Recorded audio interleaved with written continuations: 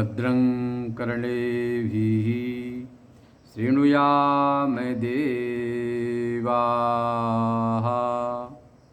भद्रं पश्येमाक्षभिर्यजत्राः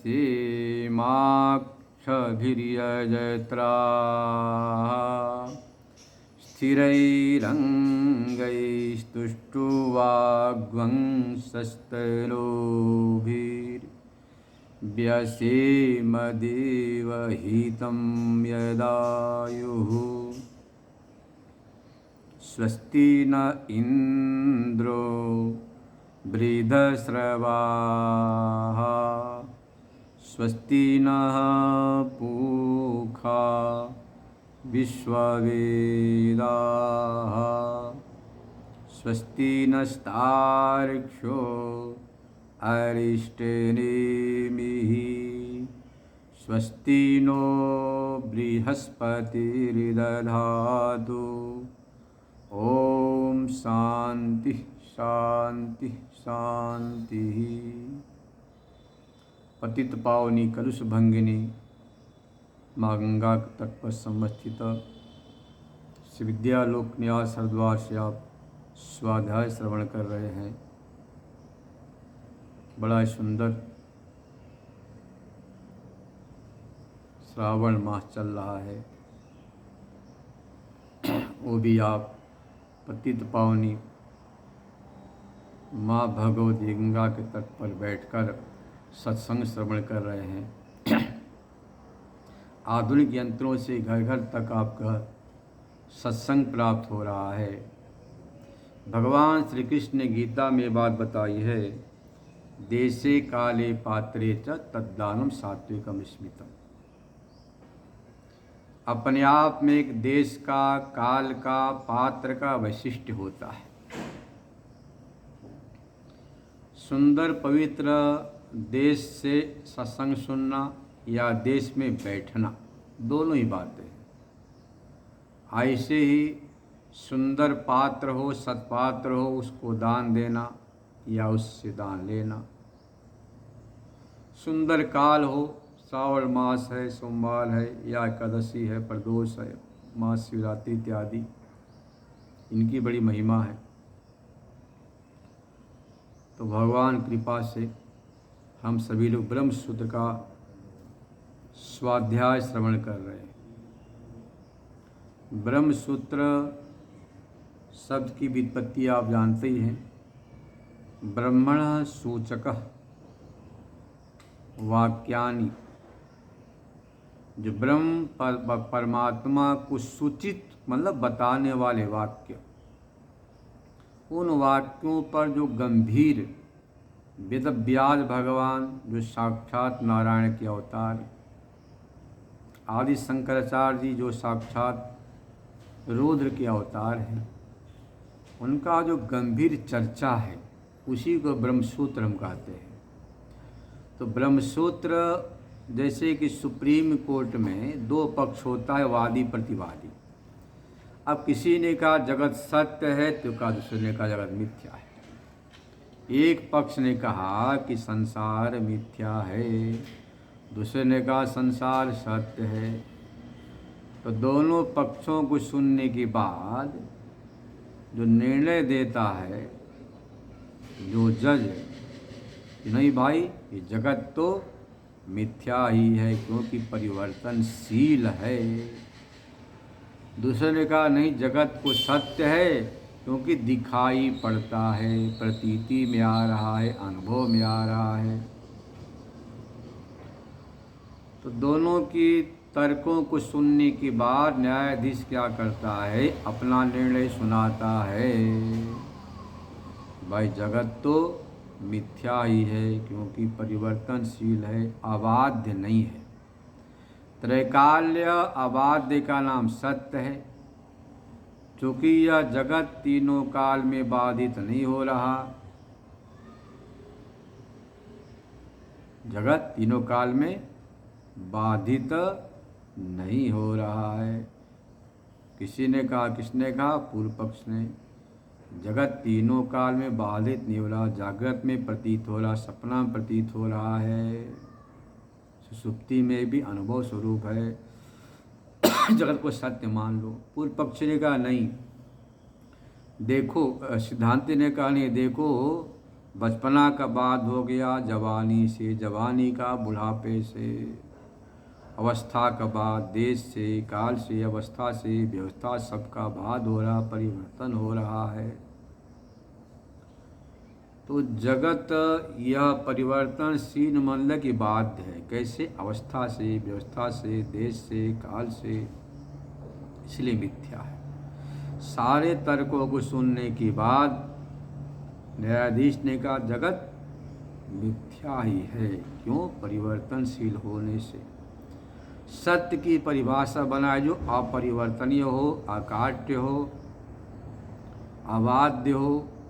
जैसे देखो मैं है मैं का किसी देश में बाध नहीं। जो मैं पना हरिद्वार में, वही बम्बई में रहेगा, वही बनारस में रहेगा। मैं बनारस में आया, मैं बम्बई गया था, मैं बद्रीनाथ गया हुआ था, मैंने चारोधाम यात्रा की। तो मैं का बाध नहीं हुआ देश से, काल से भी। मैं बचपना में ऐसा था, बुढ़ापा में ऐसा हो गया।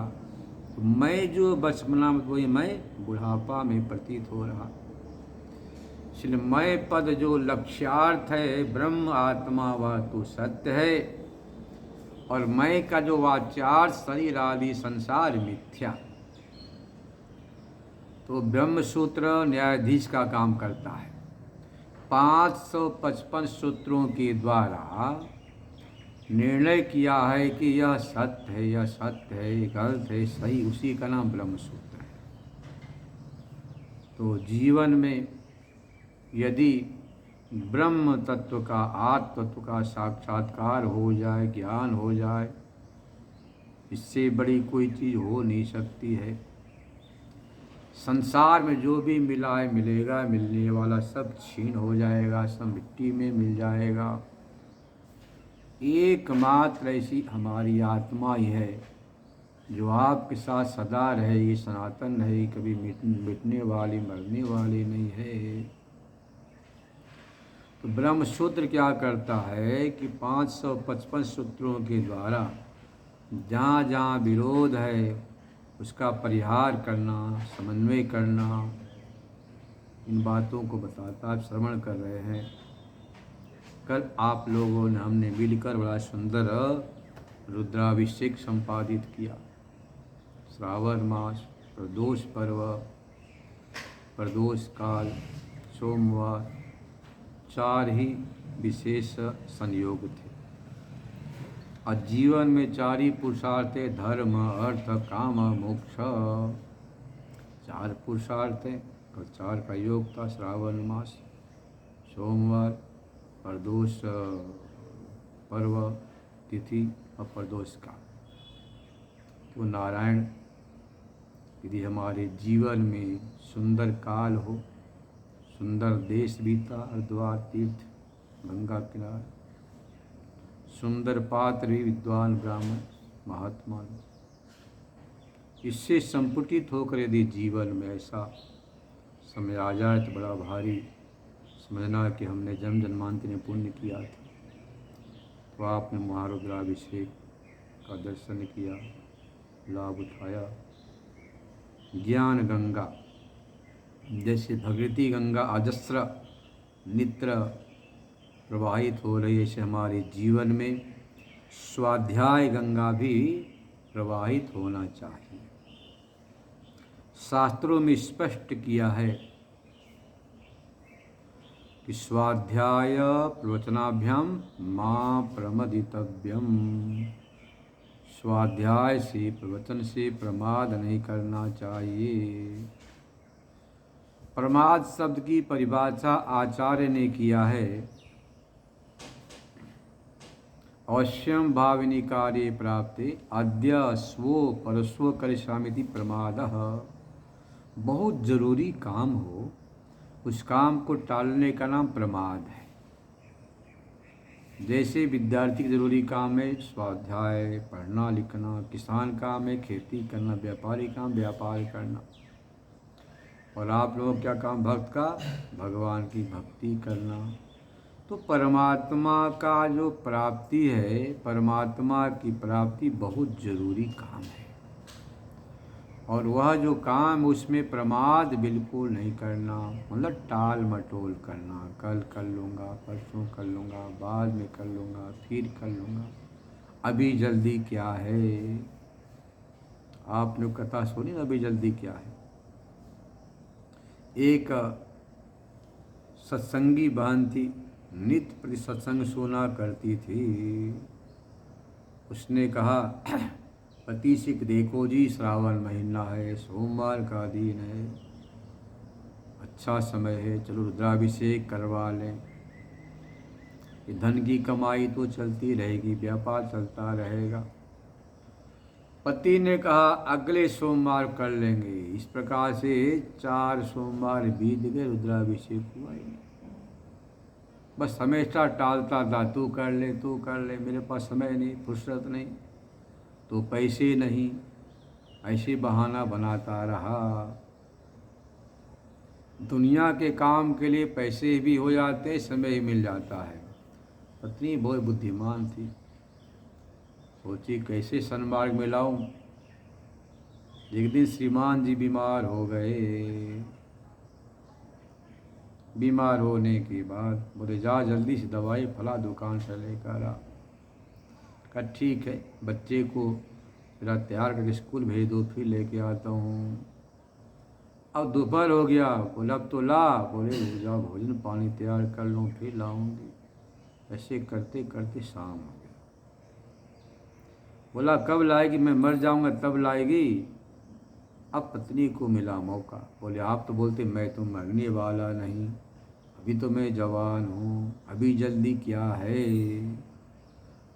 जब आप मरने वाले नहीं, अभी जल्दी क्या है, तो दवाई तो कभी भी आ सकती है। इस घटना के बाद पति की आँख खुल के बोले, हाँ तू सही बोलती, कोई शरीर का भरोसा नहीं, इसी का नाम प्रमाद है। आज कर लूँगा, कल कर लूँगा, बाद में कर लूँगा, फिर कर लूँगा, अभी जल्दी क्या है। भगवान बुलाएंगे तब हरिद्वार जाऊँगा, भगवान बुलाएंगे तब गुरु महाराज के पास जाऊँगा, तब सत्संग सुनूँगा, अभी जल्दी क्या है। अगले सोमवार को, अगले साल व्यवस्था होगी तब भगवान का अर्चन बंदन कर लेंगे। इसी का नाम प्रमाद है। महाभारत के शांति पर्व के संत सुजातीय 40वां अध्याय को बोलते, संत सुजातीय 40वां अध्याय जो शांति पर्व का है, उसके 5 अध्याय को संत सुजातीय नाम से पुकारा जाता है। उसमें कहा गया है, उसमें पूछा, बताओ मौत क्या है। सनत कुमार जी ने कहा, प्रमादों में मृत्यु। हे युधिष्ठिर महाराज, प्रमाद का नाम ही मौत है, प्रमादों में मृत्यु। सनत कुमार जी के वाक्य हैं। हमारे जीवन का सबसे बड़ा जो ये प्रमाद, इसी का नाम मृत्यु है। यह काम कर लो, वह काम कर लो, ऐसा कर लो, वैसा कर लो, इसके बाद भगवान का भजन करेंगे, तन्मयता से करेंगे, एकाग्रता से करेंगे, इसी वृत्ति विशेष का नाम प्रमाद है। तो प्रमाद को मृत्यु कहा। देखो नारायण, कभी भी हम लोग भोजन से, आच्छादन से, सोने से, व्यवहार से, व्यापार से कोई प्रमाद नहीं करता है। इसलिए शास्त्र कहीं भी नहीं कहा कि भोजनात्मा प्रमितव्यम, व्यवहारात्मा भवितव्यम कहीं नहीं कहा। बार बार शास्त्रों में कहा गया कि जो प्रमाद है किससे ना करो, स्वाध्याय प्रवचनाभ्याम प्रमितव्यम। स्वाध्याय और प्रवचन से प्रमाद कभी भी नहीं करना। सारा काम करो, नित्य कर्म करो, नैमित्तिक कर्म करो, पुत्र पौत्र का उत्पन्न करो, व्यापार करो, धंधा करो, कारोबार करो, धन कमाओ, खूब सब काम करो। बहुवित्तम में साथ ये भी होना चाहिए, परंतु बार बार सावधान कर दिया, स्वाध्याय प्रवचनाभ्याम भवितव्यम। नाको मौद्गल ऋषि तो यहाँ तक कहते हैं मुद्गल गोत्रोत्पन्न मौद्गल ऋषि, इनका नाम नाक था। अभी क्या कहते हैं? स्वाध्याय वचनाभ्यामा पवितव्यम तद्धि तप नाको मौद्गल्यः। नाक मौद्गल ऋषि कहते हैं इससे बड़ा कोई तपस्या हो नहीं सकती है। तो नारायण हमारे जीवन में स्वाध्याय प्रवचन हो जाए, इससे बड़ी कोई तपस्या हो ही नहीं सकती है। इसीलिए जितने भी तपस्याएं हैं, जितनी भी अनुष्ठान, उन सबसे महत्व स्वाध्याय का रखता है। तो आप स्वाध्याय करें, अच्छी बात है, नहीं तो करने वालों का समर्थन कर। युग दर्शन में आया है कृत कारित अनुमोदित। कोई सत्कर्म करे अच्छी बात है, या करवाने वाला हो उसको ही पुण्य मिलता है, या अनुमोदन करने वाले को तीनों को मिलता है, मृदु मध्य तीव्र रूप से। तो यहाँ पर भी जैसे लोक व्यवहार में आतंक करने वाला, आतंक को समर्थित करने वाला, आतंक को अनुमति देने वाला, तीनों दोषी होते हैं ना, ऐसे यहाँ पर भी है। स्वाध्याय जो करता हो उसको समर्थन करना, अनुमोदन करना, धन दान से सहयोग करना, व्यवस्था करना, उसको ही पुण्य मिलता है। तो बार बार कहा कि स्वाध्याय प्रवचन से प्रमाद नहीं करना। प्रमाद करना ही है तो प्रमाद किससे करना? अधर्म से, पाप से, संसार से प्रमाद करना। पर नारायण ऐसा कभी होता नहीं। हम जब भी प्रमाद करते हैं भगवत प्राप्ति से, नाम जप से, स्वाध्याय से, सत्कर्म से, जिस सावधान कर दिया, सारा काम करो, कोई बुरी बात नहीं, पर स्वाध्याय प्रवचन से प्रमाद नहीं करना, बार बार सावधान कर दिया। तो देखो जो सत्कर्म है इससे क्या होता है? तो उपनिषद में आपने श्रवण किया है, कसाय कर्म भी पक्वे ततो ज्ञानम भविष्यति। ज्ञान का प्रतिबंधक कसाय कर्म है, किलविष है। आप जैसे रास्ता में जा रहे हैं, कोई दीवार आ गई तो रास्ता बंद, ऐसे भगवत प्राप्ति का, पुरुषार्थ का, या आपके किसी भी कार्य की सफलता का, लक्ष्य तक पहुंचने का एक दीवार है, उसका नाम कसाय कर्म, पाप, अधर्म, अदृष्ट बोलते हैं। वह कैसे? तो कहते हैं ज्ञान कसाय कर्म भी पक्वे, निष्काम कर्म जब परिपक्व होता है, परिपक्व मतलब कि क्षीण हो जाता है। जब आप सत्कर्म करते हैं, सत्पात्र में आप दान देते हैं,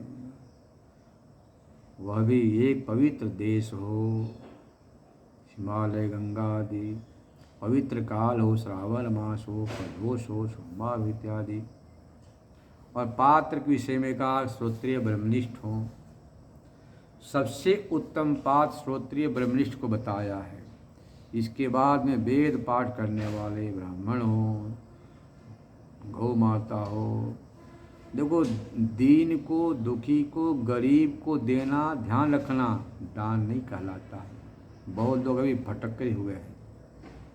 जैसे हमारे देश के बड़े बड़े नेता लोग भटकते नहीं, भटकते हुए हैं। नेता तो नाम है, भटकते हुए, भटकते हुए तो है ही। दीन दुखी गरीब को धन देना दान नहीं कहला, सहयोग कहलाएगा, दया कहलाएगा, करुणा कहलाएगा, दान नहीं कहलाएगा। दान में सत्पात्र का विचार होता है, पर दया में विचार आपको नहीं करना है। कोई भी गरीब हो, दुखी हो, असहाय हो, बीमार हो, उसको जो आप सहयोग करते हैं उसका नाम दया है, करुणा है, वह भी होना चाहिए। और जब दान की बात आती है तो हम देश काल पात्र की विचार करते हैं। जैसे आप जमीन में जब पौधा लगाते हैं तो विचार करते जमीन कैसी है, इस जमीन में क्या पौधा लगाएंगे तो अच्छा होगा। आप एक चना के बीज को जमीन में डालते हैं, समयानुसार 1000 गुना होकर के आपके पास आता है वह चना का बीज। ऐसे यदि आपने देश काल पात्र का चुनाव करके अपने कमाई का दशमांश विनियोग किया, दान किया, जैसे एक बाल्टी जल में एक बूंद तेल डालो तो फैल जाता है, दिखाई पड़ता है, पर 1 किलो तेल डालो रेत में, सिकता में बालू में तो दिखाई ही नहीं पड़ता है।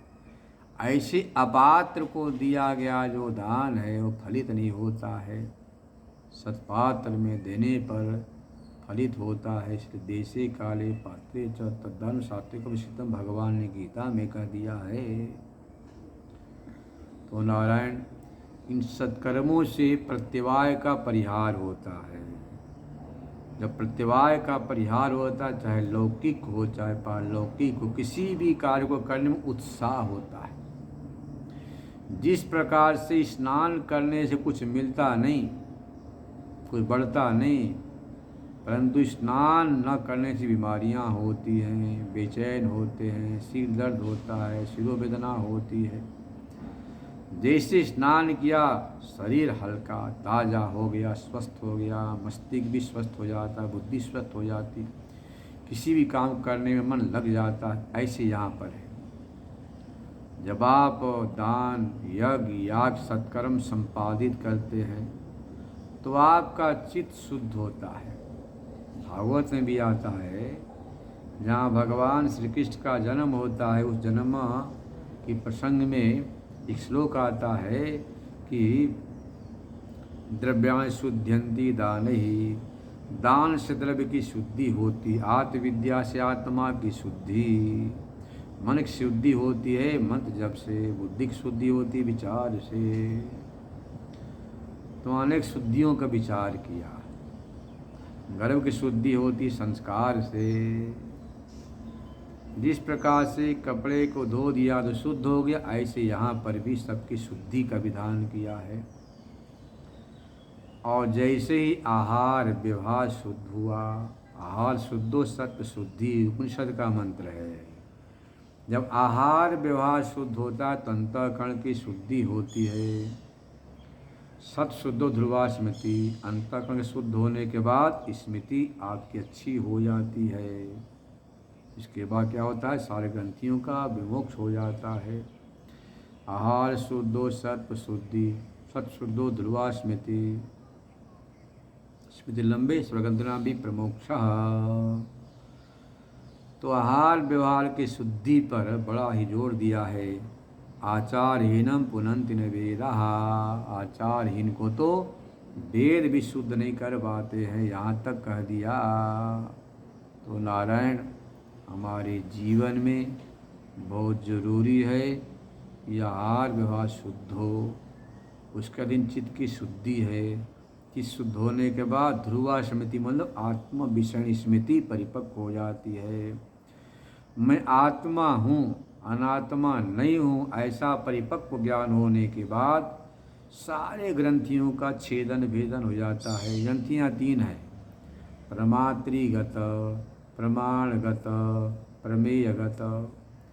प्रमात्रि मतलब जो अंतःकरण में जो ग्रंथि है कि मैं ब्रह्म हूँ कि नहीं है, यह जो असंभावना विपरीत भावना ब्रह्म हो नहीं सकता, इन ग्रंथियों का छेदन हो जाता है। प्रमेय मतलब ब्रह्म, ब्रह्म जो आत्मा है, शून्य है कि अणु है कि विभू है कि नित्य है कि जड़ है, द्रव्य है कि स्वयं प्रकाश है, तमाम भ्रांतियाँ हैं।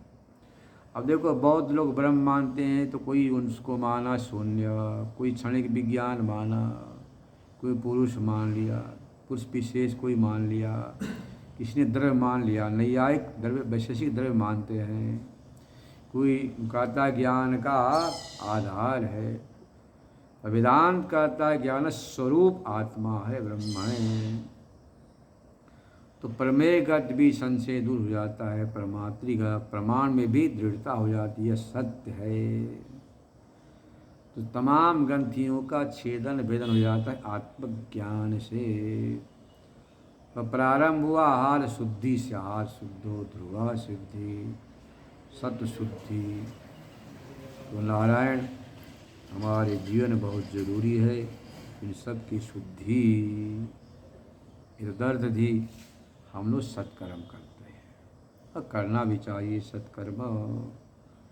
तो जो भी अभिषेक कला आपने संपादित किया, परमात्मा की बहुत असीम कृपा, घर बैठे आपको पुण्य मिलेगा, सब परिवार को सुख शांति समृद्धि होगी और मुख्य रूप से आत्मज्ञान में रति मति प्रीति हो, यही हम विश्वनाथ से भगवान से प्रार्थना करते हैं।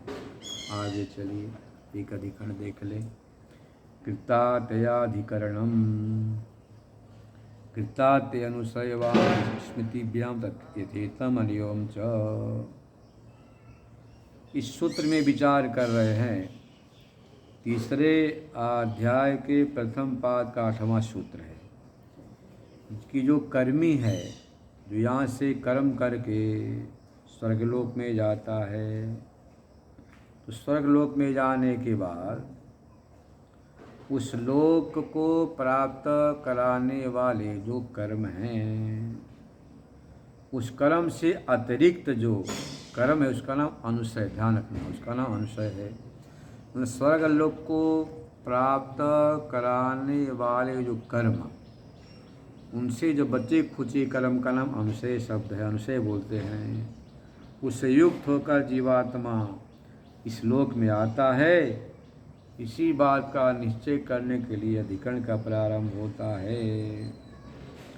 यागाद अनुष्ठायिनाम, यागाद अनुष्ठान करने वाले धूमादि दक्षिणायन मार्ग से चंद्रलोक को जाते हैं।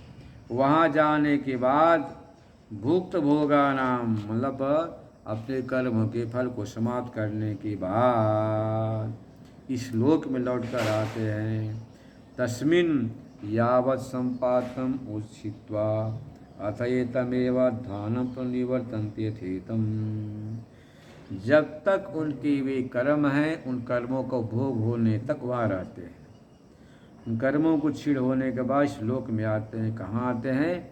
तो लिखा है तद यह रमणीय चरणारमणीय भ्यासो यत्ते रमणीय योनिया पद्वेन। अच्छे सत्कर्म है तो ब्राह्मण योनि में आएगा, क्षत्रिय योनि, वैश्य योनि में आएगा।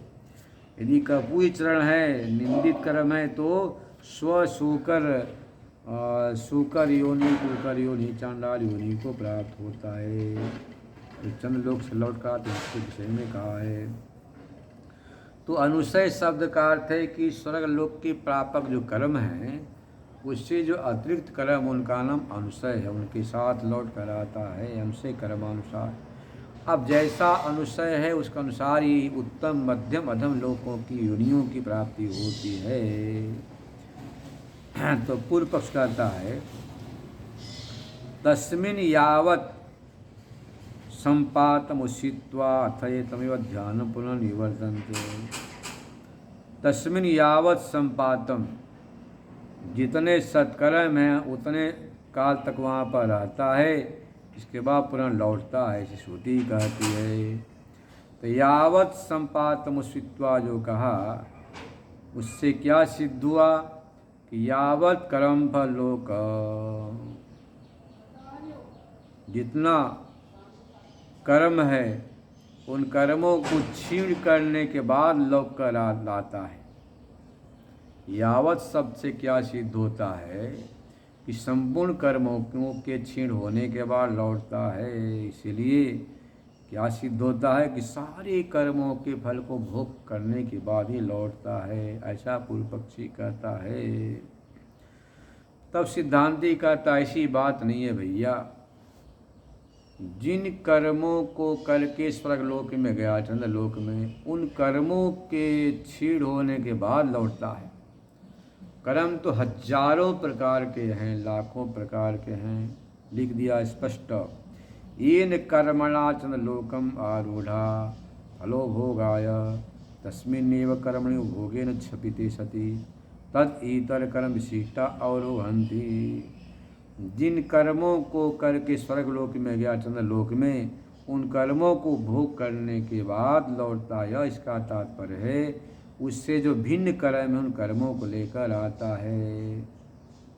यदि उत्कृष्ट कर्म है तो ब्राह्मणादि योनि को प्राप्त होगा, निम्न है तो स्वशूकर कुकर चंडाल योनि को प्राप्त करेंगे। इसका तात्पर्य है चंद्रलोक में सारे कर्मों का क्षीण नहीं होता है, जिन कर्मों से आपने उसको प्राप्त किया उसी का क्षीण होता है। जैसे आप यात्रा में जाते हैं, अब यात्रा में आप 1 लाख लेकर जाते हैं, उन पैसों खर्च करने के बाद पुनः अपने घर को लौटते हैं, तो ऐसा थोड़ा कि सारे के सारे पैसे खर्च हो जाते हैं। यात्रा के पैसे होते हैं, घर आने के पैसे होते हैं, इसके आगे की व्यवस्था के पैसे तो होते ही है ना। ऐसे यहाँ पर भी है। स्वर्ग लोक के प्रापक कर्म है, उन कर्मों के क्षीण होने के बाद अन्य कर्मों के साथ इस लोक में आता है। ये तात्पर्य हुआ। कृताते का अर्थ है स्वर्ग लोक प्रापक कर्म की, अत्य मतलब भोगे नाश, भोग से नाश होने के बाद। अनुशयवान का अर्थ है कि आमुष्मिक फल प्रापक कर्मों से अतिरिक्त कर्म का नाम अनुशय है, उन कर्मों के साथ आता है। दृष्ट श्रुति स्मृतिभ्याम, ऐसा दृष्ट मतलब श्रुति और स्मृति इसके द्वारा प्रत्यक्ष है। स्मृति श्रुति तो आपने श्रवण कर ही लिया है कि तद यह रमणीय चरण रमणीय योनिमा पद्यन, यह आपने श्रवण कर लिया। तद यह रमणीय चरण रमणीय अभ्यास रमणीय योनिम आपद्येरन, ब्राह्मण योनि वा क्षत्रिय योनि वा वैश्य योनि वा, यह कपूय चरण कपयोनि आपद्येरन, क्षत्रिय योनि वा वैश्य योनि वा कपूय चरणाभ्यास यत्ते कपूय योनि आपद्येरन, स्वयोनि वा शुकर योनि वा चंडाल योनि वा, आपने श्रवण कर लिया। प्रत्यक्ष श्रुति है। स्मृति भी है, उसको स्मृति कहते हैं। वर्णाश्रमात् स्वकर्म निष्ठा प्रेत्य स्वकर्म फलन भूय ततः शेषेण विशिष्ट देश जाति कुल रूपायो शुद्ध वृत्त वित्त सुखमेशो जन प्रतिपद्यन्ते, स्मृति है। वर्ण आश्रम स्वकर्म निष्ठ, मरने के बाद उन कर्मों के फल को भोगने के बाद शेष कर्म के अनुसार विशिष्ट देश जाति कुल आयु शुद्ध वित्त के अनुसार है जन्म को प्राप्त करता है। जिस मार्ग से जाता है चंद्रलोक को उसी मार्ग से पुनः लौटता है, अथवा विपरीत मार्ग से। ऐसी जिज्ञासा होने पर कहते हैं थेतम अनियम, जैसे गया तो उसके विपरीत मार्ग से लौट के आएगा। अनियम का अर्थ तद विपरीत। जैसे देखो यहाँ से तो गया चंद्र हिमानी, यहाँ से गया दीन अभिमानी, देखो वहाँ से मास से दक्षिणायन, दक्षिणायन से क्रमशः चंद्रलोक को गया, लौटेगा तो उसके विपरीत मार्ग से लौटेगा। कैसे? अपराधी मार्ग से लौटेगा। चरणादि चेत न उपलक्षणार्थेति काषणाजीनी, रमणीय चरणा में जो कहा है इससे सिद्ध होता है कि इति श्रुति चरणा योन्याम आपत्ति दर्शयति। अनुशय शब्द तो वहाँ पर है ही नहीं, वहाँ चरण शब्द का प्रयोग किया है। तब कहते देखो भाई, चरण शब्द में और कर्म में कोई खास अंतर नहीं है। उपलक्षणार्थ मतलब कि ये चरण शब्द कर्म का उपलक्षक, ऐसा काषिणी आचार्य मानते हैं। अनर्थक चेत न तदपेक्षत्वात्, आचारार्थक चरण शब्द कर्म उपलक्षण नहीं मान सकते हैं। मुख्य चरण अर्थ के होने पर ऐसा नहीं कर सकते हैं, ऐसा किसी ने शंका किया। कहते न, ऐसा नहीं कर सकते। अनर्थक्यम यागादि कर्मणाम आचार संपाद्यत्वेन चरण सवेताचार अर्थत्वम, यागादि कर्म भी कहा गया है कि जो है ना आचारहीनम पुनन्ति न वेदाः, यागादि कर्म करने वाले को सदाचारी बोलते हैं, और शराब आदि पीने वाले को दुराचारी बोलते हैं। तो नारायण, ये जो चरण शब्द है, आचार शब्द है, वह कर्म का उपलक्षक है, कोई फर्क नहीं पड़ता है। वास्तव में कर्म और चरण में कोई अंतर नहीं है। सुकृत दुष्कृत्य एवेति तो बादरी। बादरी आचार्य मानते हैं कि देखो भैया, सुकृत मतलब पुण्य, दुष्कृत मतलब पाप, पाप पुण्य ही यहाँ पर कहा गया है कर्म आचरण शब्द से। बादरी आचार्य चरण शब्द ने सुकृत दुष्कृत ही कहते हैं। लोक में भी कहते हैं यागादि अनुष्ठान करने वाले को धर्मम चरित्र। जो यागादि सत्कर्म करता है उसे क्या बोलते हैं? धर्माचरण करता है। और जो यागादि कर्म नहीं करता उसे क्या कहते हैं? कि धर्माचरण नहीं करता है। तो नारायण, ये चरण शब्द कर्म शब्द का उपलक्षक है। हमारे जीवन में सत्कर्म हो तो कहते हैं सदाचारी है, दुष्कर्म हो तो कहते हैं दुराचारी। ऐसा बादरी आचार्य का मत है। जिस बात को आचार्य शंकर भी स्वीकार करते हैं उसी का अनुमोदन करते हैं।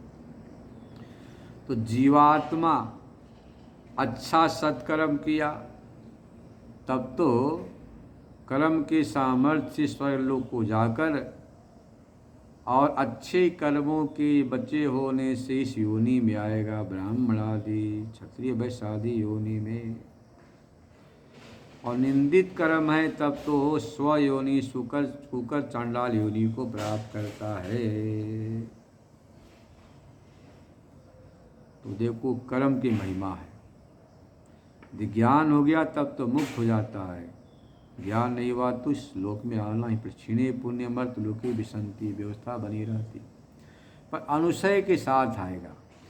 अनुशय शब्द का अर्थ है स्वर्ग चंद्रलोक के प्रापक जो कर्म हैं उनसे अतिरिक्त कर्म को अनुशय बोलते हैं। जैसे कि किसी पात्र में तेल है, किसी में घी है, किसी में दूध है, उस पात्र के खाली करने के बाद भी तेल चिपका रहता है, घी चिपका रहता है, दूध रहता है उसमें चिकनाहट बनी रहती है, ठंडाई बनी रहती है, खुशबू बना रहता है। इसी का नाम अनुशय है।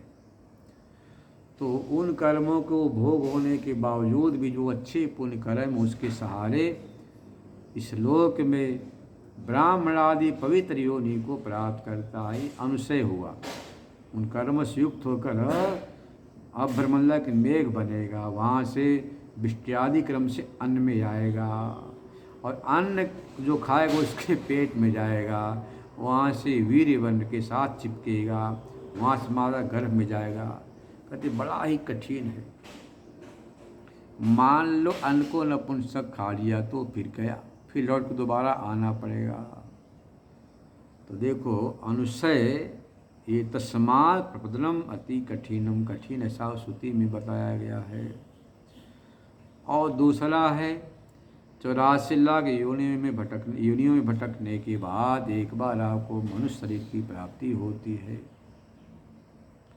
गर्भोपनिषद में आता है कि बार बार मनुष्य भगवान से प्रार्थना करता है, यदि योन्या प्रमुच्चे हम तदा सांख्य योग अभ्यस से, माँ गर्भ से बाहर आऊँगा तो सांख्य योग का अभ्यास करूँगा।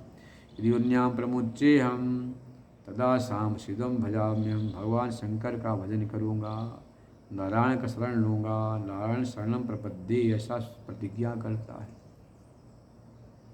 माँ के गर्भ में जीवात्मा खूब प्रार्थना करता है, जब गर्भवास से दुख होता है, पीड़ा होती है, हे भगवान एक बार गर्भ से बाहर निकाल दो, बस खाली भजन करूँगा आपकी, नारायण का, महेश्वर का, सांख्यों का अभ्यास करूँगा, दोबारा गर्भवास में आना ही नहीं है, ऐसा बार बार वहाँ पर प्रतिज्ञा करता है।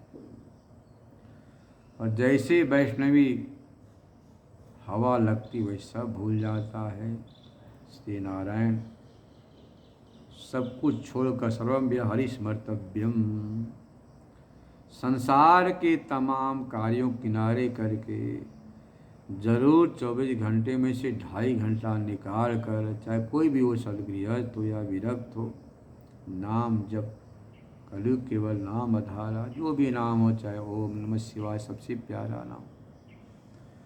देखो अन्य नामों का कोई प्रमाण नहीं। रब राधे राधे बोलते हैं, क्या प्रमाण? कोई प्रमाण नहीं, शास्त्र प्रमाण नहीं। ओम नमः शिवाय तो वैदिक मंत्र है, सबसे सरल है, सीधा है। शिव का कल्याण होता है। प्रत्येक प्राणी अपने जीवन में अपना कल्याण चाहता है। व्यापारी का धन से, विद्यार्थी का विद्या से, साधु का त्याग तपस्या से, किसान का अच्छी फसल से। शिवाय शब्द का अर्थ ही कल्याण है। ओम नमः शिवाय मंत्र में ही आपकी लक्ष्य भी छिपा हुआ है। सबसे छोटा नाम है। और भगवान शंकर गुरुओं गुरु कहलाते हो। नमः शिवाय गुरु सच्चिदानंद मूर्तये, सबके गुरुओं के गुरु हैं। तो कोई नहीं तो नमः शिवाय का जब भी करे तो भी आप कल्याण होना ही होना है। अब लोग कहते मला राधे राधे, मैं पूछता बताओ राधे राधे कहाँ, किसी वेद में लिखा? किसी वेद में नहीं, न 18 पुराण में राधे राधे नाम है। ठीक है, इससे भी कल्याण होगा, इसमें कोई वो बात नहीं है, संशय की बात नहीं है। परंतु यह आपका कोई बहुत ज़्यादा वैदिक प्रशस्त नहीं है मार्ग, और संसार है, अनादि है। तो नारायण जो आप यदि भगवान के नाम का आधार लें, स्वाध्याय सत्संग श्रवण करें, यही सबसे बड़ा मुख्य काम है। और सब काम तो गौण है। होगा तो कोई फर्क नहीं पड़ता, नहीं होगा भी फर्क नहीं पड़ता है। दुनिया के तमाम काम के करने से कुछ बढ़ना नहीं है, नहीं करने से कुछ बिगड़ना नहीं है। ये जो ढाक के पत्ते के समान 3 पत्ते रहते हैं, कितनी वर्षा हो, यदि आपने मनुष्य जीवन प्राप्त करके भगवान का भजन नहीं किया, भक्ति नहीं किया, स्वाध्याय नहीं किया, तो व्यर्थ है। यदि आपने यह जीवन प्राप्त करके भगवान को प्राप्त कर लिया तो सफल, यह जीवन सफल हो जाएगा। इसलिए सावधान कर दिया। इस योनि को आपने प्राप्त किया है, इस मनुष्य योनि को, इसमें परम पुरुषार्थ भगवत प्राप्ति है। और जो धर्म अर्थ का मोक्ष ये तो पुरुषार्थ केवल कहलाते हैं। श्री नारायण प्रमाद नहीं करना। इस सत्कर्म से, भगवान नाम से, चिंतन से, सद्विचार से इसका श्रवण करेंगे। ओम पूर्णमदः पूर्णमिदं पूर्णात् पूर्णमुदच्यते पूर्णस्य पूर्णमादाय पूर्णमेवावशिष्यते। ओम शांति शांति।